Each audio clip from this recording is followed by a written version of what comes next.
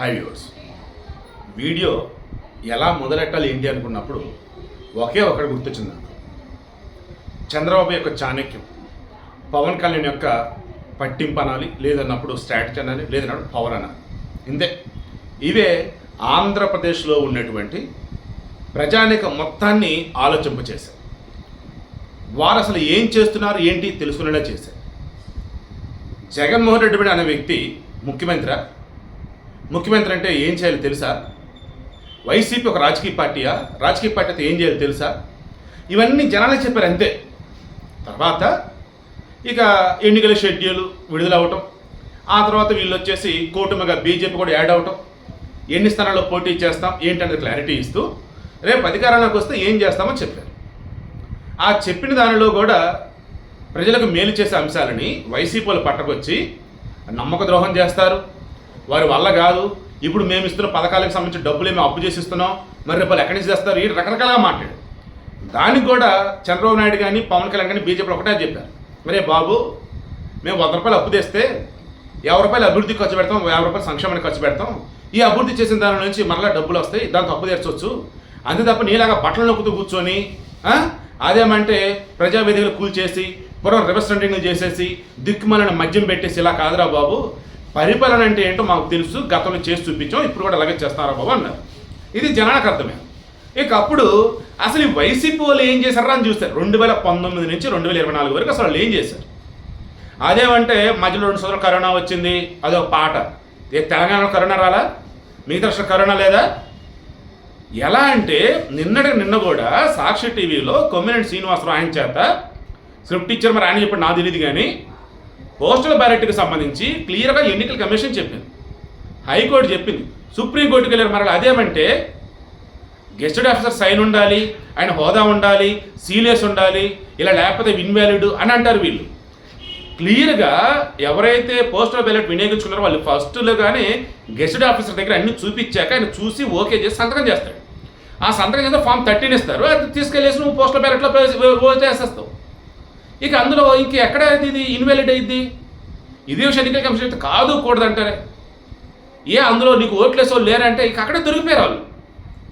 Postal బ్యాలెట్లో ఓట్లేసో ఎవరు అన్నప్పుడు ఉద్యోగులు, వీళ్ళు ఇక మాగా ఓటేయరు అని ఫిక్స్ అయిపోయారు ముందుగానే. అందుకే అది ఏదో విధంగా చలనీయకుండా చేయాలి ఓట్లు అని చెప్పేసి తెగ హడావుడి చేశారు. చివరికి ఏమైంది?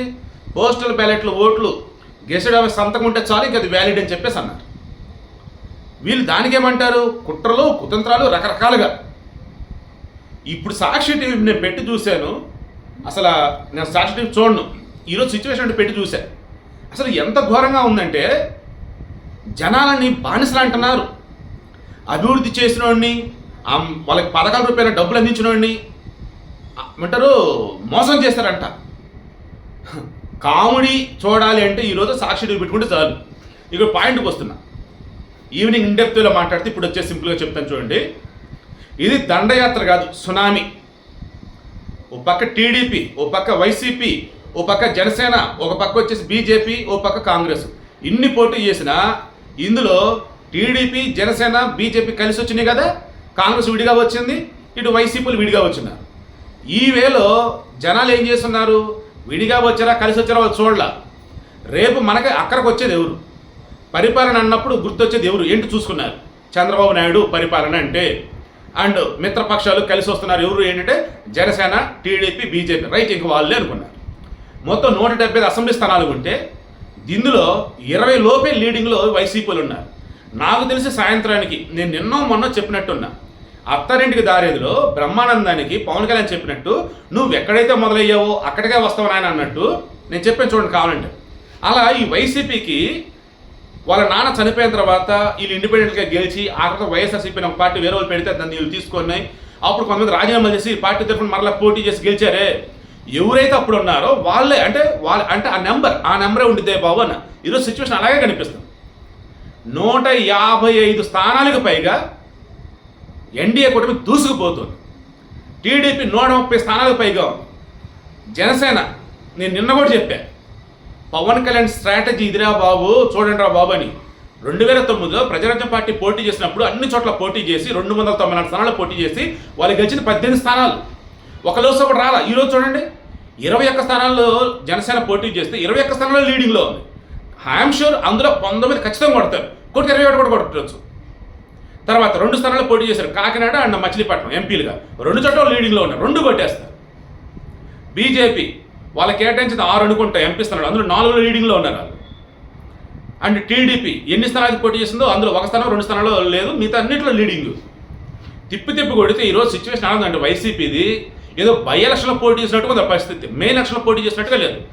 మెయిన్గా మంత్రుల పరిస్థితి అయితే ఇదిగో ఈ మంత్రి లీడింగ్లో ఉన్నట్టు ఒక్కడి కనిపించలా, ఎక్సెప్ట్ జగన్మోహన్ రెడ్డి. ఒక బొత్స కానీ, పెద్ద రామచంద్ర రెడ్డి కానీ, రోజా కానీ, జోగి రమేష్ కానీ, విడదల రజనీ కానీ అబ్బే ఒక్కరు లీడింగ్లో లేరు.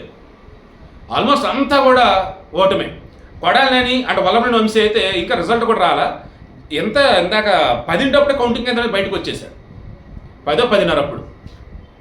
సో నేనేం చెప్తున్నానంటే ఇది ప్రజలలో వచ్చిన మార్పు.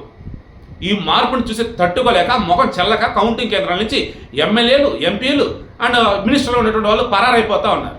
ఇంకా వదిలిపోమన మొహం చూపెట్టలేరా బాబు ఇలా కానీ.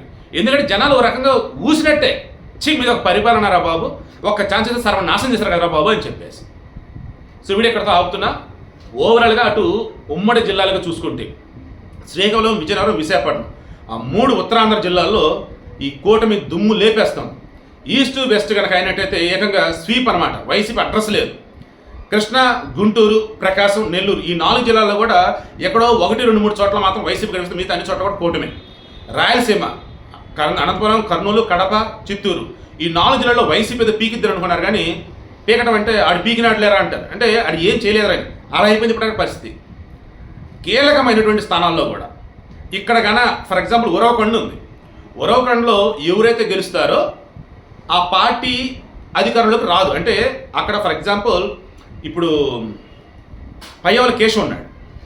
ఉరవకొండలో గతంలో 2014లో గెలిచింది వేరే మనిషి. అప్పుడు అక్కడ వైసీపీ ఓడిపోయింది, వైసీపీ వాళ్ళు గెలిచారు, వైసీపీ ఓడిపోయింది, అధికారంలో రాల.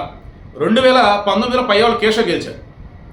పయ్యవల కేశవ్ గెలిచాడు అండ్ అప్పుడు టీడీపీకి అధికారంలో రాదనుకున్నాను, రాలా. ఇప్పుడు పయ్యవల కేశవ్ గెలిచాడు, టీడీపీ అధికారంలోకి వస్తుంది. అంటే సెంటిమెంట్లు కూడా బ్రేక్ అయిపోయింది. హిందూపురంలో హ్యాట్రిక్ బాలకృష్ణ, కుప్పంలో బ్రహ్మాండమైన మెజారిటీ చంద్రబాబు, పిఠాపురంలో పవన్ కళ్యాణ్ గురించి ఎంత చెప్పినా తక్కువేనండి. వర్త్ అని చెప్పేసి మనం వీడియోలు ఇచ్చాం, మెజారిటీ గురించి మాట్లాడుకున్నాం. అన్నిటికి మించి అసలు బెట్టింగ్లు హైదరాబాబు వైసీపీ గెలిచిద్దని చెప్పేసి వంగగీత కూడా ఆల్రెడీ చెప్పారని చెప్పేసి మాట్లాడుకున్నాం. ఈవేళ పిఠాపురంలో లీడింగ్లో దూసుకుపోతాడు మన Pawan Kalyan. I'm feeling very very happy అండి. మరలా చెప్తున్నా, నే రాజకీయ పార్టీ కూడా నేను కాదయ్యా, నాకు పవన్ కళ్యాణ్ వ్యక్తిత్వం ఇష్టం, చంద్రబాబు యొక్క లీడర్షిప్ అంటే ఇష్టం. అంతిమంగా ఆంధ్రప్రదేశ్ బాగుండటం నాకు కావాలి. నేను ఇన్నాళ్ళు అదే కోరుకున్నా, ఈరోజు అదే జరుగుతూ ఉంది. Feeling very happy. ఈవినింగ్ రికార్డులు ఏమో వచ్చింది ఏంటి మాట్లాడుతున్నాను.